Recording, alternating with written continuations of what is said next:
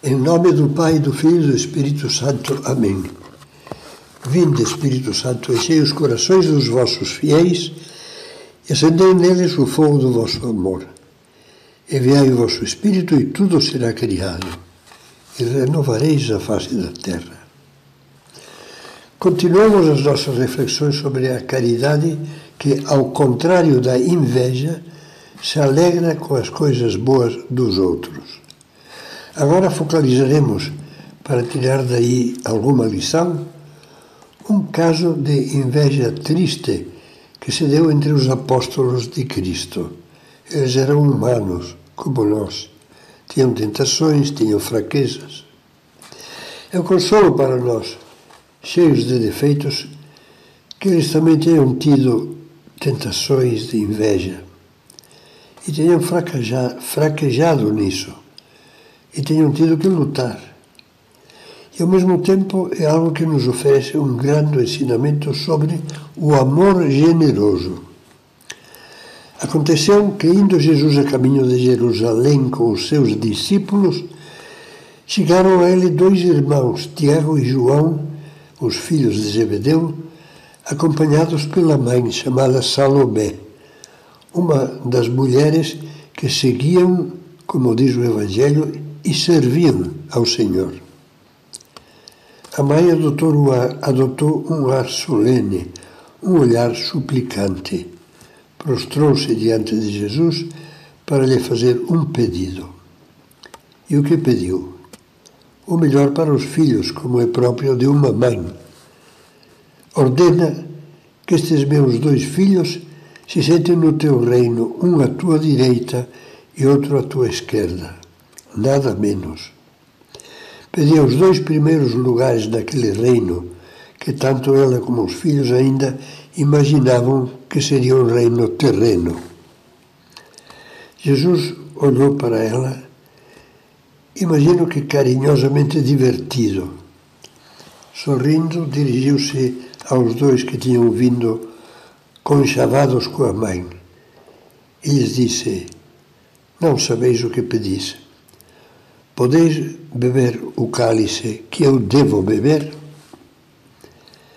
Cristo ia ser certamente rei, mas o seu reino seria conquistado pela cruz, por meio da sua entrega redentora.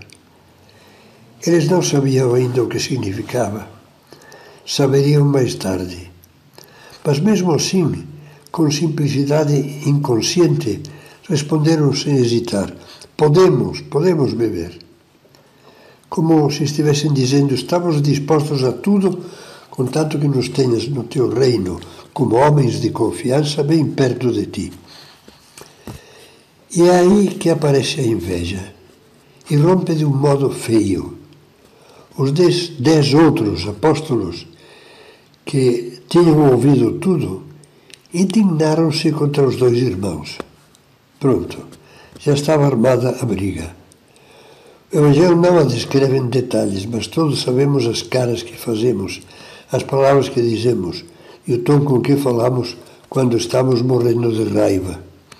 No caso, morrendo de inveja. Quem pensam que são esses dois que querem passar à frente de todos nós e ainda por cima com artimanhas de politicagem materna? Jesus, calmo e entristecido pelo espetáculo, os chamou para perto de si e lhes disse: sabeis que os chefes das nações as subjugam e que os grandes as governam com autoridade. Não seja assim entre vós. Todo aquele que quiser tornar-se grande entre vós, faça-se o vosso servidor. E o que quiser tornar-se entre vós o primeiro, faça-se o vosso servo. Assim como o Filho do Homem, o próprio Jesus, veio não para ser servido, mas para servir e dar a sua vida em resgate por uma multidão. A ambição dos dois irmãos e a explosão de inveja dos outros 10 deram ensejo ao Senhor para expor uma das lições mais belas do Evangelho, o espírito de serviço. Por outras palavras, diz-lhes: não se comparem para ver se um é mais do que o outro. Não se deixem arrastar pela inveja. Pelo contrário, a sua ambição deve ser dar-se totalmente e servir por amor, como eu estou fazendo. Aí encontrarão a felicidade, servindo e dando alegrias, e não procurando a alegria vaidosa de serem mais do que todos. Nos meus anos de estadia em Roma, entre 53 e 55, inúmeras vezes estive numa sala de estar onde havia um abajur decorado na cúpula por um de nós, com a seguinte inscrição italiana: per servire servire, para servir servir. A mensagem era clara para termos o espírito de serviço que é próprio do cristão. Para isso devemos pôr-nos em condições de ser úteis, estar dispostos a servir realmente, duas coisas que se expressam com a mesma palavra servir. Concretamente, servir significa, em primeiro lugar, que alguém é útil, quer ser útil, presta. Da mesma maneira que dizemos das coisas materiais: esta ferramenta serve, este tecido não presta, não tem serventia. Para servir é preciso ter qualificação, preparo, condições pessoais para poder prestar determinados serviços. No segundo sentido, o verbo servir indica o ato e o espírito de serviço, a atitude de pessoa prestativa, serviçal, dedicada, sacrificada. Para servir, o único jeito é dedicar-se, é servir mesmo. Em ambos os sentidos, servir é caminhar na contramão do egoísmo e da inveja. É esforçar-se com generosidade em colaborar com o bem e a alegria dos demais. Tendo presente o que acabamos de ver, talvez nos sirva de ajuda a fazer um exame de consciência, mais um, sobre como vivemos os dois sentidos deste verbo servir. Primeiro, por que em muitas ocasiões dizemos não sei fazer, não tenho jeito, não tenho condições? É natural que não saibamos fazer tudo, que não sejamos aptos para todas as tarefas. Isso é lógico. Mas há muitas coisas que deveríamos saber fazer. Por exemplo, um pai e uma mãe deveriam saber educar os filhos. E se não sabem, é porque não se deram ao trabalho de aprender, de se preparar, de formar-se, o que para eles é um dever grave. Outro exemplo. Uma mãe de família, por mais que tenha que trabalhar fora de casa, deveria saber cuidar com primor de todas as coisas que tornam um lar agradável, aconchegante e bem cuidado. Que pena ver mães com os filhos desleixados, mães que não sabem nem proporcionar uma comida variada e gostosa, nem meter a roupa na máquina de lavar sem que saia desfiada e desbotada. Se a mãe não sabe, é porque não foi responsável. Deveria ter se preparado, ter aprendido. A sua inaptidão e despreparo rouba alegrias que deveria dar à família. Segundo, assim como é muito cômodo não saber fazer as coisas, também é muito cômodo saber fazê-las, mas ficar na moita, esconder-se, mascarar-se, omitir-se. Estamos aí no segundo sentido da palavra servir. Será que já percebemos a enorme capacidade inativa de ajudar, portanto de servir, que todos nós temos? Grave esta frase. Todos temos uma enorme capacidade inativa de ajudar.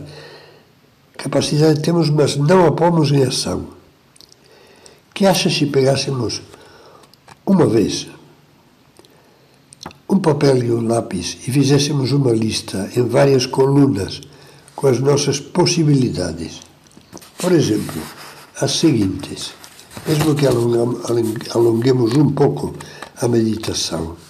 Primeira coluna, pequenos serviços que eu poderia prestar, se fosse generoso, às pessoas da minha casa, pensando em todas elas, uma por uma. Serviços materiais, ordem, tarefas, compras, limpeza, atendimento da porta, que eu posso fazer. Ajuda no estudo dos filhos. Auxílios mais profundos de orientação, de aconselhamento moral e espiritual, de formação nas virtudes que poderia dar e não deu. Segunda coluna, pequenos serviços que poderia prestar, além dos grandes serviços do próprio trabalho, no meu ambiente profissional. Modos possíveis de auxiliar, facilitar e tornar mais amável o trabalho de colegas e subordinados. Será que podem contar comigo se estão atribulados? Será que estou disposto a ouvir e por isso me confidenciam as suas dificuldades e confiam em mim? Terceira coluna. E no clube, no time de futebol, na turma de pescadores, na de mountain bike, na dos integrantes da banda, etc. Será que não poderia ser mais prestativo, ter mais iniciativas, ser um apoio maior, dar o couro quando é preciso preparar festas, churrascos e outros bons momentos? Quarta coluna. E com os necessitados, com os que sofrem, que faço? Digo que não posso fazer nada, a não ser dar esmolas de vez em quando, uma contribuição para o orfanato e o dízimo na igreja. Digo que não sei falar, ensinar, dar aula, e por isso não posso prestar serviços, por exemplo, de catequese. Mas posso visitar doentes. Se digo que não posso fazer as outras coisas, visitar doentes posso. Posso fazer visitas a algum hospital ou asilo. Posso prestar algum serviço social uma vez por semana, uma vez por mês, baseado nos meus conhecimentos profissionais. Assessoria jurídica gratuita, assistência médica ou dentária, assistência técnica para a construção de casinhas populares, aulas de complementação, etc. Há sem dúvida outras colunas que cada qual pode descobrir sozinho e preencher.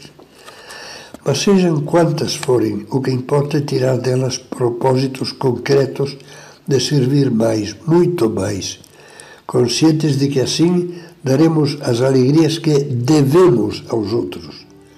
E ao mesmo tempo, nesse nosso coração que irá ficando mais cheio da alegria de servir, a inveja não achará espaço para lançar as suas raízes.